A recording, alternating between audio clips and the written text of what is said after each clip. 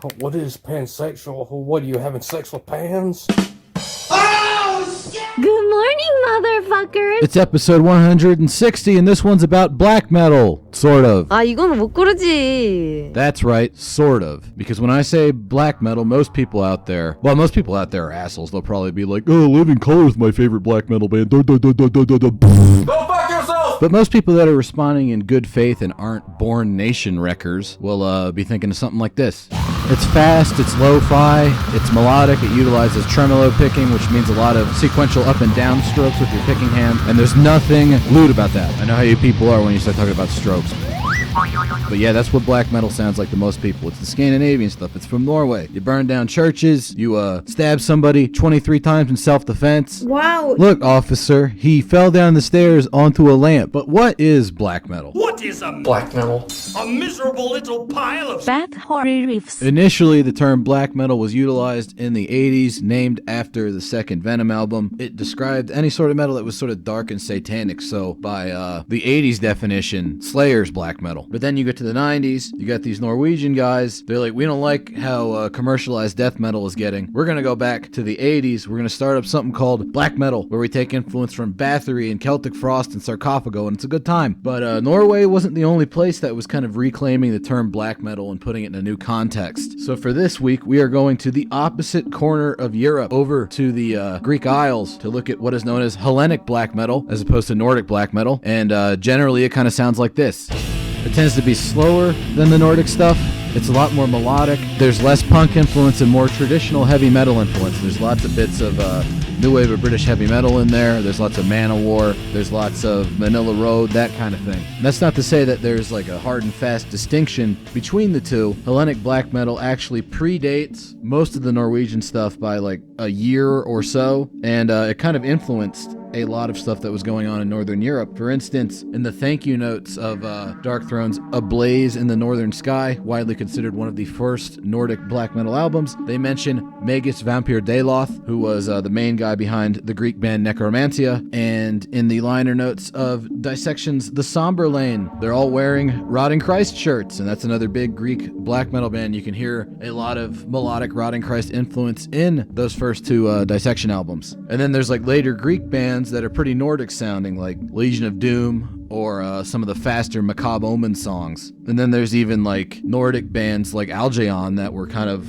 formed with the Greek stuff as a core influence. A lot of things in life tend to come in threes. For instance, you got your German thrash metal, which influenced Hellenic black metal and Nordic black metal quite a bit. You have Creator, Sodom, Destruction. With the very pure Hellenic black metal stuff, you have a group of three. You have Rotting Christ, Varathron, Necromantia. But there's another category of Hellenic black metal that also kind of comes in a set of three. We have stuff that's a bit more influenced by death metal. In fact, you could even argue that some of these bands' albums are pretty much more death metal than black metal. In this case, we have Septic Flesh, Horrified, and the subject of this week's episode, Nightfall.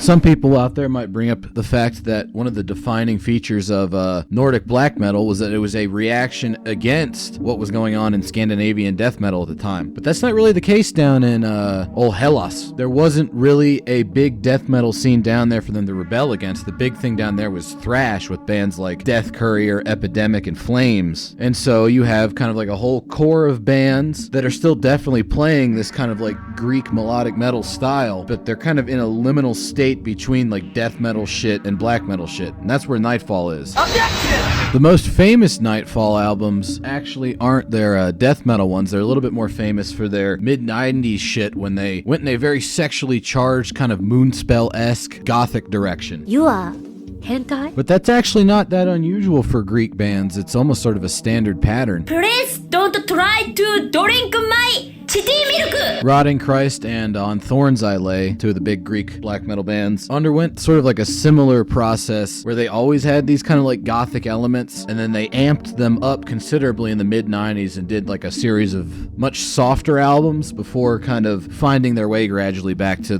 a more hard-edged black metal style. However, luckily Nightfall did not fall into the other well-established Greek metal pattern wherein you reissue reissue your old albums with super ugly new cover art. Septic Flesh did it. Rotting Christ did it. The worst and most egregious example was probably Necromancia. But no, Season of Mist has reissued the seminal Nightfall albums with the original cover art. They felt no need to change it, and I, for one, am glad.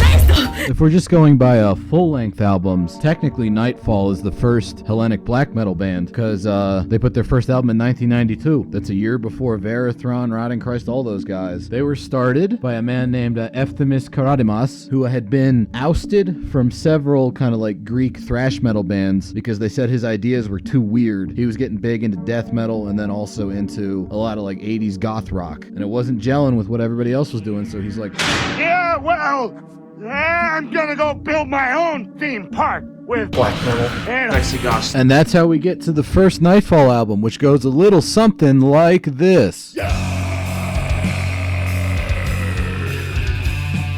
Wait, hang on a second. This doesn't seem right. 안 골라 이건 포기 패스. That little mix-up there was because there's a God Macabre song from a couple years later that basically uses this Nightfall riff. Although, to be fair, I don't know if they were aware of each other, and they had that song on demos. Anyways, that weird little melodic intro bit there is going to become important later in the song, but it also sticks around for a while. See, they're fading it in a little bit over those tremolo riffs. They got a variation of it. This band is big on, like, variations on themes, and then also lots of different changes. For instance, we have gone like full black metal here. You even got that Burzum drum beat with the accent on the 3 of the measure. It was a cool little trick they did there where they introduced a new musical phrase by playing a real quick lead guitar. But yeah, this album is really good and pretty ahead of its time for 1992. Check out this like weird little avant-garde kind of bass fill here. That's pretty cool. There's a lot of melody, but it's not as melodious as their later stuff. It's still pretty death metal sounding. And I enjoy it quite a bit, especially when they get really, really weird like this with a lot of like the full stops and fade outs, moving into more atmospheric territory. Big fan of this kind of stuff. And I have amazing taste, by the way. nice little like danceable kind of goth drum beat over this little jangly clean guitar bit. Weird little narrative type vocals. Very gothic. They came out pretty gothic out of the gate. Also really love the bass tone on this album. There we go. I told you that lead intro was important because that melody comes back with a new variation towards the end of the song where it almost turns into like a Candlemass doom metal thing, and it's really good. Dig the hell out of that first Nightfall album. It doesn't quite fit the mold of what Hellenic black metal would later become as an archetype, mostly because it was so early. However, when they get to their second album, the established Greek black metal tropes are in full effect, including utilizing drum pads instead of a regular acoustic kit. He's still whacking drums, but it's all based on electronic samples. And I think that kind of works for their sound with like the really heavy keyboard usage, and it lets you put in timpanis like that. This album is big on these like build-ups. You can tell something's about to happen here with the way there's kind of like this very loose lead guitar thing floating around in the background. It's going to turn into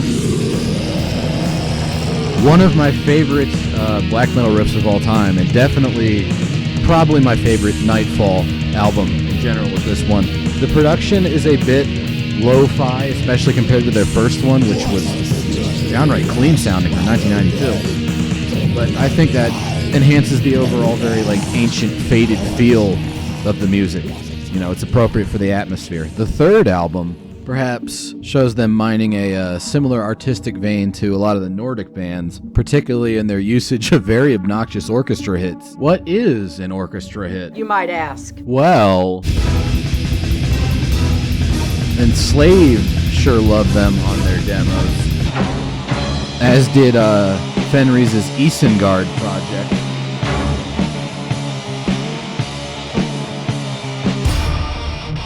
And of course, the absolute master of annoying orchestra hits, Children of Bodom.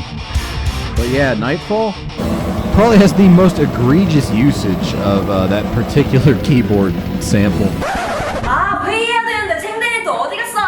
I'm just fucking with you. The third Nightfall album, Athenian Echoes, is fucking awesome, and it seems like most people consider it their best.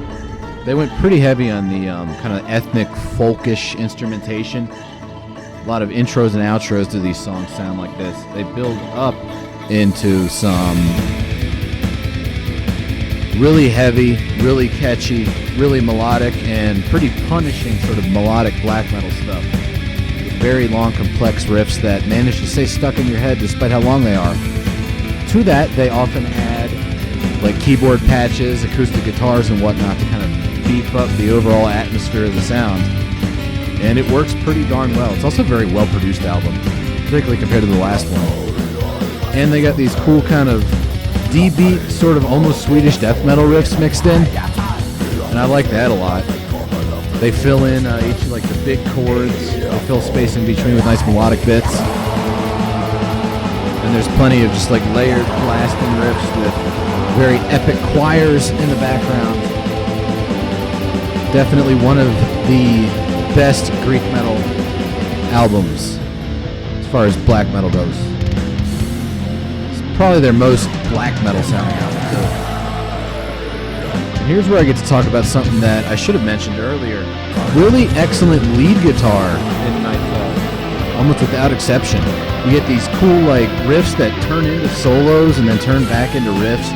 Overall, just a very creative opus. Big fan of Athenian Echoes. Big fan of the album before it, Macabre Sunsets. Big fan of the album before that, Parade into Centuries. And all three of these have been reissued, so they no longer cost $4 billion on fucking Discogs. So that's cool as shit. They're actually still around nowadays, too. I've been looking into their newer material, and it seems they kind of went away from the very, like, goth rock sensibilities of their mid-90s material in favor of playing some very cool, like, keyboard-heavy melodic black metal that actually reminds me quite a bit of demo-era Nocturnal Mortem. Not sure if that was an actual influence, but there it is.